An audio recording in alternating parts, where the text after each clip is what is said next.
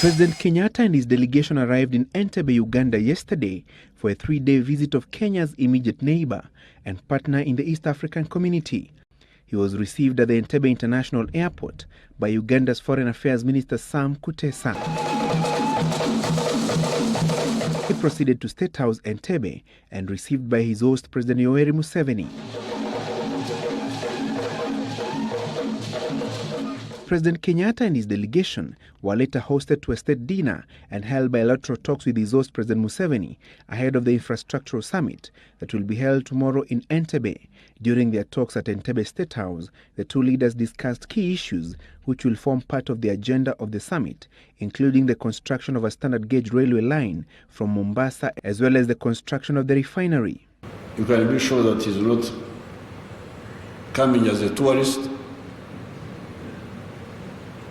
Maybe he will organize that time another time.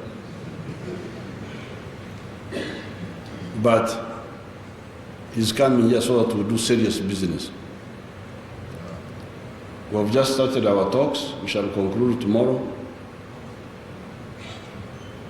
And you will hear the good results that will come from these talks. The potential that exists for growth and opportunity for our people is tremendous. And I personally have always maintained that it is not our people who have differences. It is our governments that put obstacles to our people's prosperity. During the Entebbe summit, the Kenya and Uganda governments will deliberate on the implementation of reforms to enhance efficiency at the port of Mombasa. Uganda, which is a landlocked country, heavily relies on the port of Mombasa for its imports.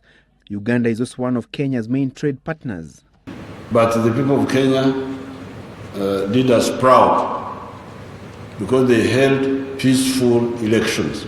I therefore look forward to working closely with yourself as the elder statesman of our region to help us drive and ensure that within the shortest possible time,